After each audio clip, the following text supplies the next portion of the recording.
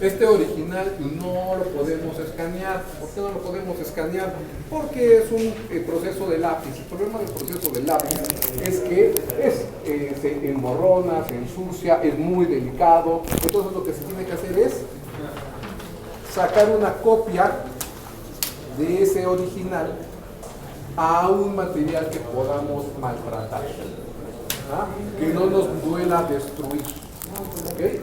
Entonces, ¿qué pasa? Tenemos que sacar del original una copia que tenga un poco más de calidades y de allí traspasar propiamente a lo que va a ser el escáner. Ahí en el escáner ya propiamente, aquí mi compañera les va a platicar del color. ¿Cuáles son los procesos? ¿Cómo sufren el color? Pues cuando teníamos estos aquí, el problema era para que quedaran los negros sólidos, porque se empieza a ver como, quedan como gris.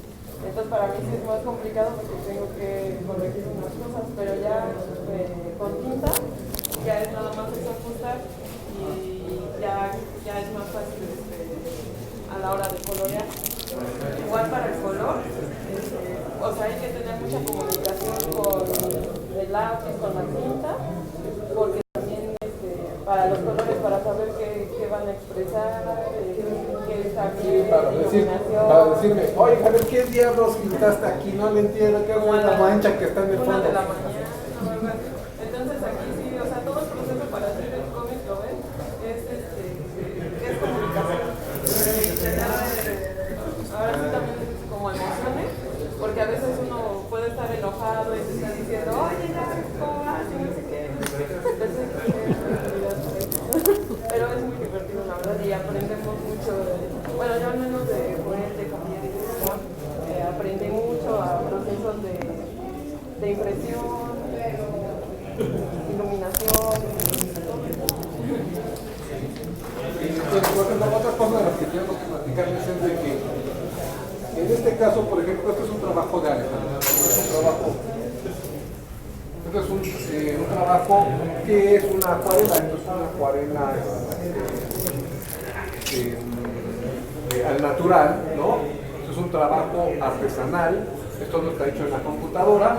Entonces, bueno, vemos que hay diferentes formas. Entonces, por ejemplo, ella es una artista más completa porque, pues, aparte de que puede tomar esta parte analógica o tradicional, pues también tiene la posibilidad de agarrar la computadora, meter el color, saber algunos programas y meternos a hacer este intercambio de comunicación y de información que tenemos que es necesario para que esto se procese. No sé si tengan alguna duda. Bueno, aparte, no sé, a mí del proyecto pero también se maneja lo tradicional y a mí me gusta mucho, o sea, de que todos hacemos tradicional y hay un proceso, o sea, el digital no le quita ni el tradicional le quita al digital, pero a mí es lo que me llamó mucho la atención del proyecto. Sí, se pueden complementar, se pueden sumar, ¿no? O sea, pero ambos tienen sabores diferentes, aunque podemos tener aquí lo digital, también cuando vemos las láminas hacia a lápiz tienen también otro sabor, entonces ambos trabajos tienen en sí mismo un sabor diferente, aunque son la misma ilustración, son la misma imagen, ambos trabajos al final de cuentas tienen sabores distintos, ¿no? Tienen vibraciones distintas, ¿no? De alguna manera. Entonces, también eso es importante, también generar una especie como de prop, o sea, una herramienta, ¿no? Que tenemos que compartir para poder decir, oye, bueno, ¿y cómo es sin sábana? ¿Cómo es la máscara? Oye, ¿cómo me imagino? A ver, bueno, ¿y cuánto mide insabna? ¿Ah? ¿Es güero? ¿Es negro? ¿Es blanco? ¿Tiene ojos azules, verdes, amarillos? ¿Lo tiene chiquito? O sea, ¿qué? ¿No? O sea, esas son las preguntas, ¿no? O sea, ¿qué son necesarias, ¿no? Para ir llegando a estas conclusiones, ¿no? Entonces, por ejemplo, si tengan ustedes alguna pregunta aquí ahorita, ¿nadie tiene alguna inquietud? Bueno, ¿ustedes cómo hacen para hacer esto? ¿Sí?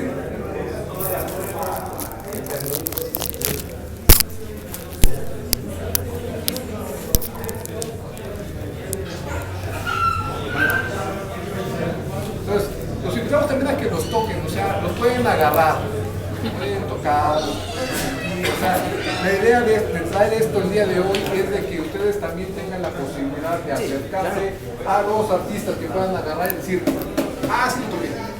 No les va a pasar nada, no les ocurre nada, no les pasa absolutamente nada. O sea, ni comen, ni muerden, ni nada por el estilo, ¿no? Pero lo importante es que tengan aquí algunas de las cosas que estamos haciendo para usarla. Por ejemplo, pueden preguntar alguna cosa, a lo mejor ustedes tienen alguna duda de cómo hacer, por ejemplo, una ilustración o cómo abordar una cuestión de construcción de una imagen. ¿Ah? ¿Por qué no te hacer una imagen de qué tiempo te va a llevar, qué había en esa época, qué le puedes hacer que te justifique, todo. Hasta la hora, ¿no? Porque luego le preguntaba, ¿qué es tarde, noche? ¿Ya es día? Entonces todo eso se puede fijar en todos los detalles. Así es. Entonces, tengan ustedes la confianza de acercarse, vengan, acérquense también y vean los originales. Pueden tocarlos, agarrarlos y preguntar lo que gusten.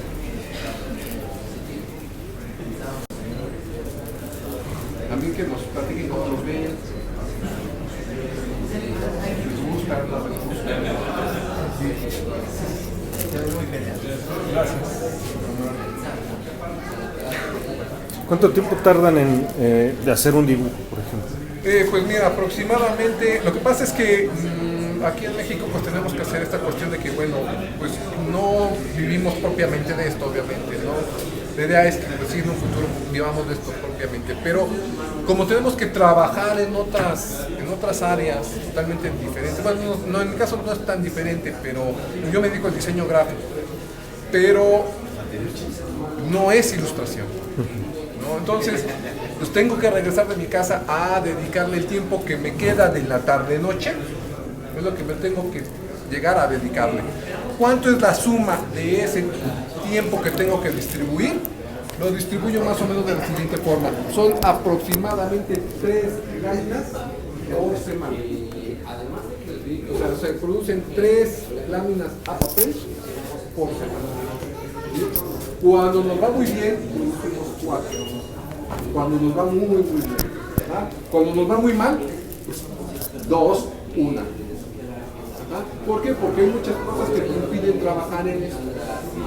Uno va a ser la familia. La familia te va a impedir trabajar en esto. ¿Por qué? Desde cosas como, ay, ¿para qué te dedicas a eso? Y le sacas dinero. ¿Y eso para qué sirve? Oye, están re feos esos monos. O sea, desde allí vamos a empezar. Hasta otras cosas como las cuestiones sociales, las cuestiones pues económicas. En alguna ocasión, sí, yo me presenté ante una editorial, todavía era muy joven, estoy hablando de casi 20 años atrás, y el día que les presentamos un proyecto, me dijeron así prácticamente, cuando seas famoso, regresan y a lo mejor platicamos. ¿Ah? Entonces, son cosas difíciles, son cosas que existen en la realidad en un mercado nacional. También estamos hablando de un colonialismo intelectual, cultural, donde pues todos traemos pues, a Spider-Man, Batman, Superman, Wonder Woman. Y bueno, aquí en México, ¿qué? ¿Hacemos algo? No hacemos nada, nomás estamos así como estatuas de partiendo mientras el mundo pasa frente a nosotros, ¿o qué hacemos? ¿No? Esto es parte de un esfuerzo de decir, no, aquí en México también hacemos cosas, aquí también construimos cosas. Yo construyo, entre mis aficiones me gusta el modelismo y me he construido y soy aficionado al Transformer, me gusta el Transformer. Yo ya he llegado a la conclusión de que no necesito comprarlos, me construyo los míos. Y me hago unos así fantásticos chiquititos, que yo a la conclusión que llegaba era de decir, ¿por qué tiene que ser un ingeniero japonés allá perdido en Indonesia o en donde sea? ¿Por qué tiene que ser un ingeniero japonés el que haga esto? ¿Que en México no lo estamos haciendo? En México no tenemos la capacidad para construir esto. Y la idea con esto es de que sí podemos construir cosas, sí podemos hacer cosas mejores. No tenemos que esperar a que los norteamericanos nos vengan y nos digan qué hacer, vengan y nos digan, yo porque te lo digo, que porque soy en la hegemonía mundial, te digo que las cosas tienen que ser así. Óiganme, discúlpenme, pero no. Hay muchas formas de hacer las cosas, incluso hasta mejores. No, nosotros también podemos proponer, nosotros también podemos construir. Y algo que es muy importante de este proceso, de este cómic de Itzamna, es que si algo que propuse yo cuando lo estuvimos dibujando, es que no fuera cómic americano, que no fuera algo que supiera a gringo, que no supiera a Batman, que no supiera a Superman, que no supiera... No quiero eso. ¿Por qué? Porque la idea es buscar un sabor propio, una identidad personal. Que digamos, oye, en México, así como los japoneses tienen manga, y cuando tú dices, bueno, cuando dices manga, ¿sabes qué es japonés? ¿Sí? Y que cuando dices, Superman, Batman, ¿sabes qué es norteamericano? ¿Sí? O como cuando oyes a bueno, ahorita se me fue el nombre, pero a los otros autores europeos, dices, eso es europeo. Bueno, entonces México, ¿a qué sabe? ¿Sabe a qué? ¿A gringo? ¿Sabe a japonés? ¿Sabe a qué sabe? Entonces, la invitación con esto el día de hoy, ustedes jóvenes, ¿no? Es que pues hagan también sus propuestas y digan, oye, ¿sabes qué? Pues yo también quiero hacer cosas. Y Itzamna, la misión de Itzamna es que vaya con ustedes y que les diga, oye, ¿sabes qué? Tú también puedes. Tú también puedes hacerlo, tú también puedes hacer algo nuevo, algo diferente, algo único, pero con un sabor. 2:30. ¿Qué tal, amigos de Rock and Roll, la guarida del Nahual? Les damos la bienvenida a la transmisión. Esta vez estamos muy contentos porque estamos con Toño y con Javier del proyecto Itzamna. Y a mí me cuesta trabajo, pero bueno, ¿qué es un cómic? ¿Qué es un trabajo que han desarrollado en los últimos años con Swan Producciones para el desarrollo de un cómic que habla de un luchador? Cuéntenme un poquito de esta obra. Bueno, en realidad este proyecto no es tan añejo como La Tierra de Nod. Este proyecto, el Séptimo Cráneo, en particular, tenemos 6 meses con él. Fue un proceso en el que prácticamente nació de la nada, la idea de generar la historia, etcétera. Y bueno, a final de cuentas ya está aquí un proyecto nuevo para nosotros, una historia de lucha libre que fusiona algunos otros elementos como las artes marciales mixtas y sobre todo el horror, que es tan tradicional de nuestra cultura. O sea, a ver, se sientan dentro de SOAN a pensar en el próximo proyecto editorial, ¿no? Y planean una historia.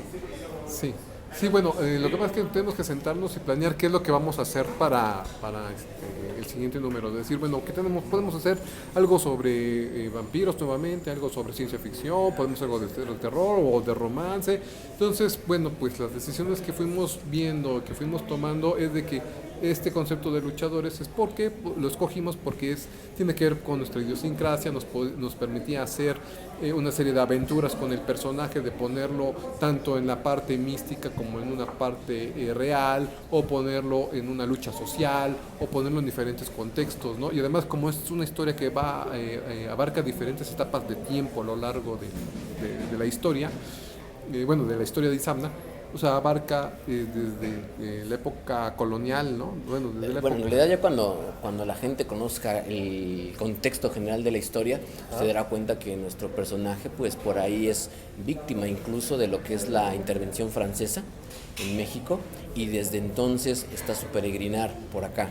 Entonces eso nos permite tener una gran gama de historias con él. Un personaje atemporal, sobre todo. Muchas veces el personaje está así, circunscritos a un tiempo y un espacio. Aquí me están hablando de dos momentos con diferencia de 200 años, ¿no? Sí, así es. Entonces Itzamna va recorriendo los pasajes de la historia de México. ¿Es mexicano? Sí. Sí.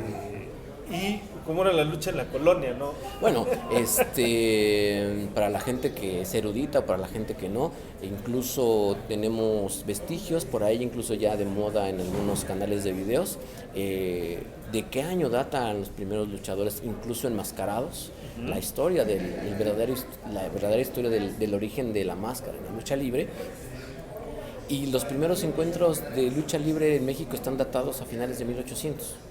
Entonces, es por ahí de los 30, 40 que ya se instituye como tal lo que es ahora el Consejo Mundial de Lucha Libre, pero la lucha en México tiene ya bastante rato. O sea que además de todo tuvieron que documentar bien el contexto del personaje, ¿no? Sí, así es. Todos los elementos que hacemos los procuramos tener un bagaje, un background, ¿no? Que tengan un elemento atrás de todos ellos. Miren, les muestro serpiente emplumada que está aquí junto al personaje. Y bueno, eso es, esto que hablaban en la conferencia de prensa, la identidad que debe tener los personajes, ¿no? Y que platicabas hace un momento. Sí. La historieta está en México en un momento en crisis. Las grandes editoriales que se dedicaban a la historieta pues ya tronaron todas y ya no hay una industria de la historieta del cómic en México, ¿no? Y entrarle a eso pues supone un trabajo desde la independencia, ¿no? Bueno, no sé si quieres sobre algo. Ciertamente que como industria ha sufrido modificaciones. No podemos tampoco presumir que seamos el único proyecto que esté vigente con respecto a lo que se hace respecto a los cómics, ni incluso a lo que se hace a los cómics de lucha libre. Hoy en día por ahí hay otros cómics de lucha libre que ya están en el mercado con sus distintas propuestas. Ciertamente que una industria como la llegó a mantener Editorial Vid a través de las licencias y a través de eso tratar de financiar algunos proyectos nacionales, pues no se ve. En realidad quienes estamos apostando por el cómic en este caso, pues somos desde la independencia, pero algo tiene que abonar él. Bueno, lo que yo quería más o menos comentar es que en realidad yo creo que lo que estamos viviendo no es una crisis del cómic, sino que estamos viviendo una crisis de la humanidad en general. O sea, en general estamos viviendo una crisis. Entonces, esas crisis se traducen en economía, en trabajo, en educación, etc. Y entre todas las cosas está la del cómic. Pero somos partícipes de una crisis todavía mucho más grande y que como punto de reflexión o punto más visual son este tipo de industrias, ¿no? Donde vemos que estas crisis vienen a golpear, ¿no? Por ejemplo, tenemos estas crisis también en Estados Unidos, ¿no? Donde, por ejemplo, estábamos platicando hace rato, ¿no? O sea, revistas como Mad, pues tienen que empezar a cerrar sus puertas, ¿no? Tienen que cerrar las cortinas, posiblemente qué pase con Marvel o qué pase con... Bueno, Marvel de por sí ya fue absorbido por Disney, ¿no? Ajá. Disney acaba de salir la semana pasada con un gran problema de económicos, porque resulta ser que están falseando las cifras con las que están presentando a sus a la gente que les da el dinero. Los inversionistas. Los inversionistas. Ajá, sí, o sea, dice, ¿sabes qué? O sea, nos estás mintiendo, Disney, ¿no? Entonces ahorita Bob Iger, ¿no? Que trae un problema ahí muy fuerte. Apenas en esta semana ocurrió. Pero vamos, o sea, tenemos esas grandes crisis, ¿no? Tenemos crisis no solamente de ese estilo, sino también de escritores, de historias, ¿no? ¿Qué pasa con Televisa? No tiene contenidos o contenidos de calidad, ¿no? Entonces, ¿qué pasa con la industria? Tiene diferentes crisis en diferentes ámbitos, ¿no? Entonces, parte de lo que queremos hacer nosotros es que queremos luchar contra esas crisis, ¿no? Es decir, bueno, México, ¿qué está proponiendo México? ¿Dónde estamos? ¿Quiénes somos? ¿Por qué tenemos que esperar a que los norteamericanos nos vengan y nos propongan algo? Pues no, ¿por qué no podemos hacerlo al revés? ¿Qué tal si nosotros les proponemos algo a los norteamericanos? ¿No? Eso es lo que hay que hacer. Entonces, eso es parte de este proyecto, ¿no? Sanma, entonces, es un luchador. Sí, así es. Que lucha por la vida. ¿Por qué lucha? ¿Cuál es el contexto? En realidad, la tragedia que él vive lo hace buscar perennemente a su familia, a la familia que en un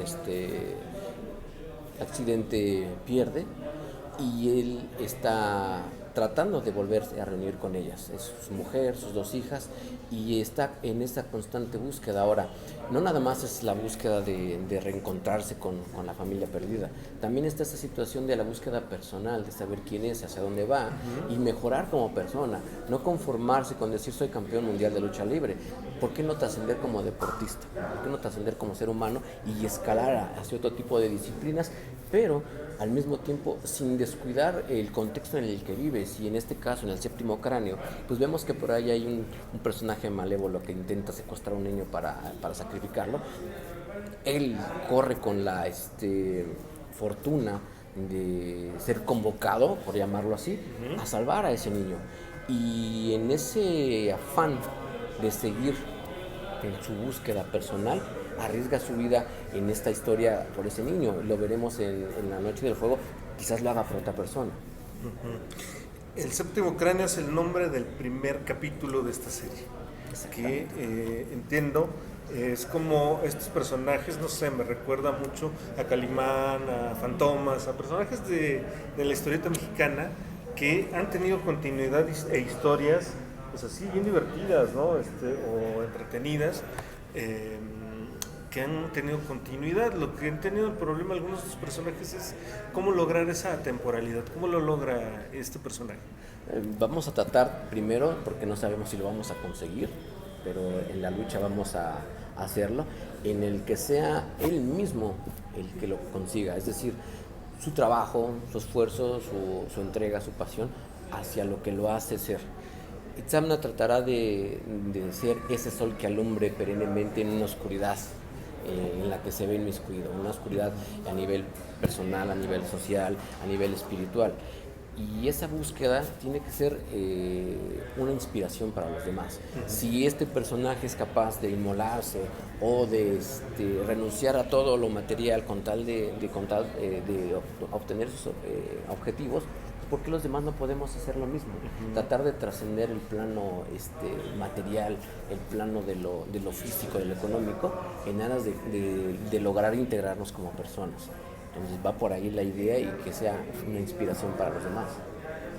Lechura, nos hablaba ahorita Javier un poco de la hechura de este personaje, sobre todo en lo gráfico, ¿no? Sí.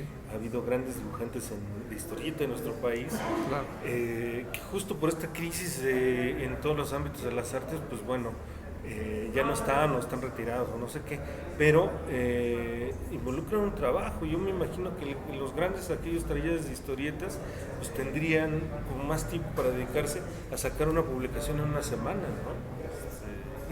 Dedicarle todo el tiempo y tener a un montón de gente pensando en los argumentos.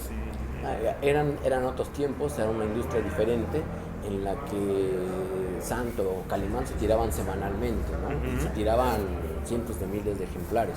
Eran otros tiempos. Actualmente es muy difícil que una compañía invierta tanto dinero, tanto recurso en conseguir una distribución de ese tamaño, un consumo de ese tamaño, y por ende una inversión que requiera de tiempo completo, no a un escritor, sino a varios escritores, a varios dibujantes. Como bien mencionábamos hace rato en la conferencia, las formas de entretenimiento han cambiado, y hoy día vemos que es más fácil que una compañía diga, voy a tener a un showrunner y a 5 o 6 escritores que trabajen con él, con tal de que me mantengan una serie de televisión de 12 episodios. Pero hablamos de que no lo hizo una sola persona. Sí hay una cabeza, hay un líder, pero hay gente que está dirigiendo los demás capítulos. Entonces, algo así tendría que funcionar aquí. Nosotros estamos muy abiertos, incluso interesados también en absorber un proyecto de esa naturaleza, siempre y cuando hubiera una inversión acorde a ese sacrificio.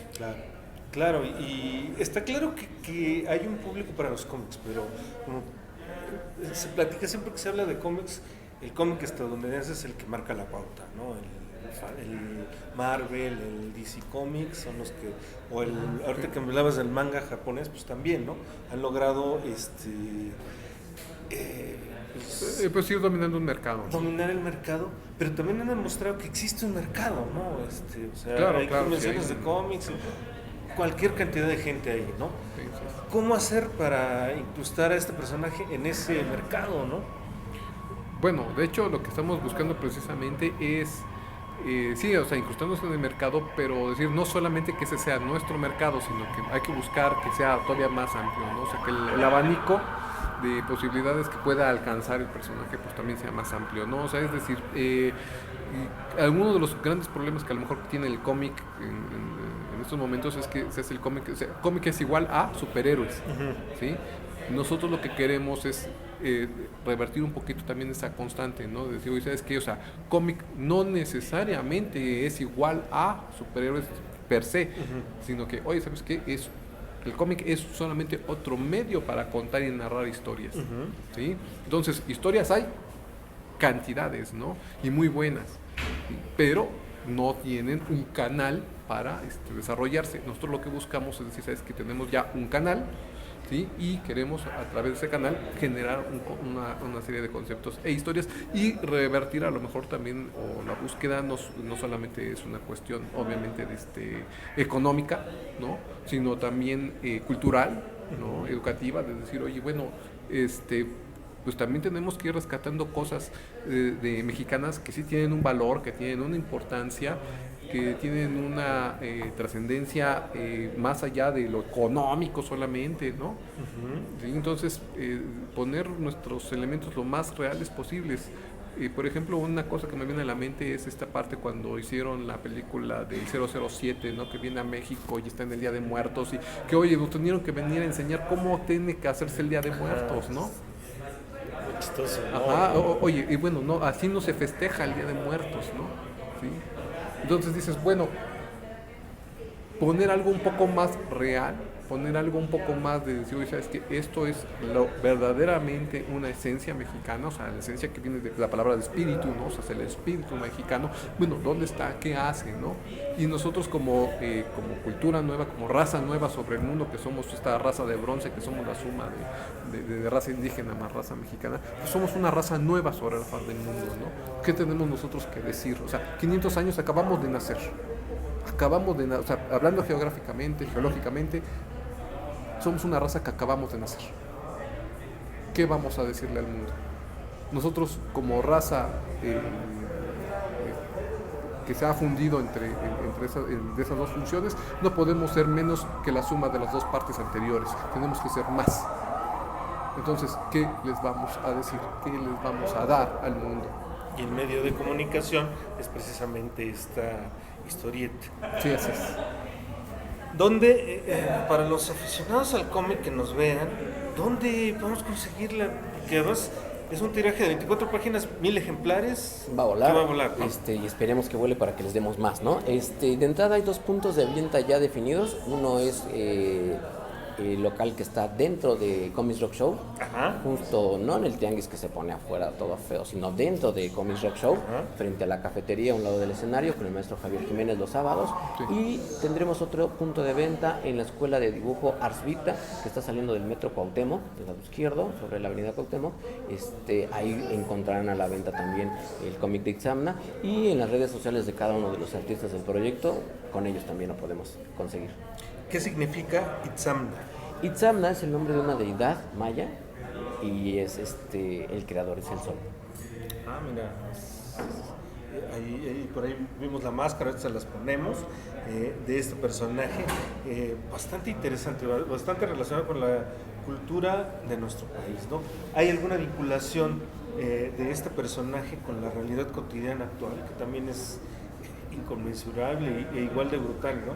Claro, al final del día no podemos escaparnos del contexto social en el que vivimos, y algunas de las historias de Itzamna pues tienen que ver con algunas de las situaciones que vivimos hoy día en la calle, ¿no? Lamentablemente la inseguridad,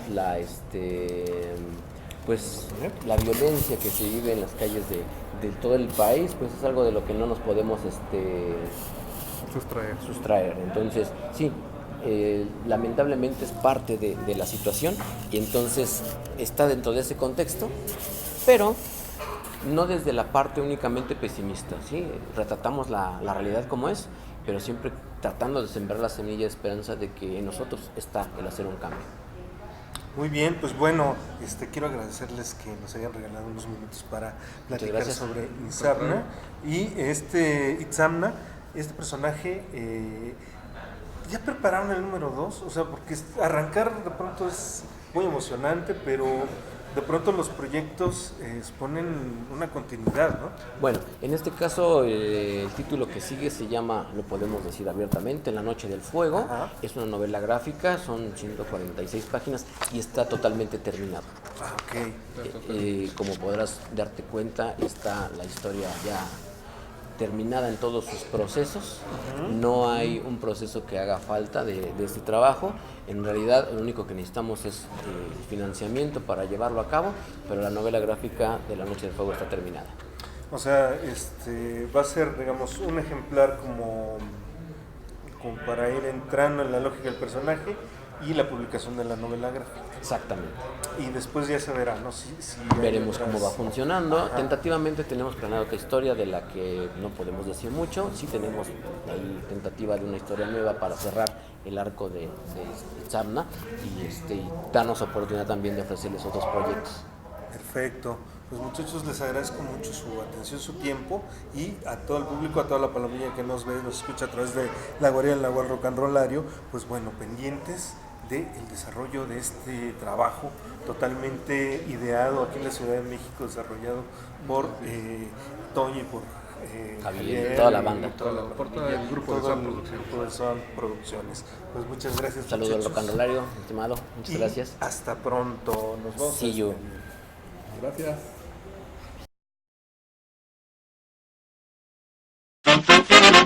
En solo 15 segundos la palomilla puede enterarse del producto o del servicio que ofreces.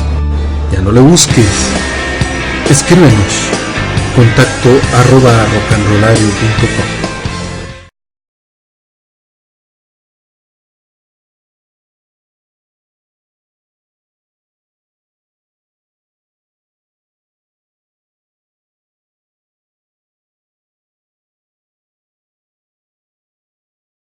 Estás escuchando.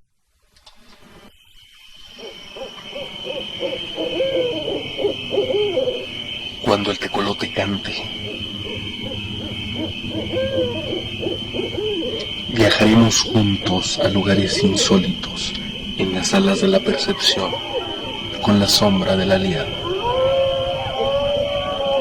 Has cruzado el umbral, estás en la guarida del Nahual.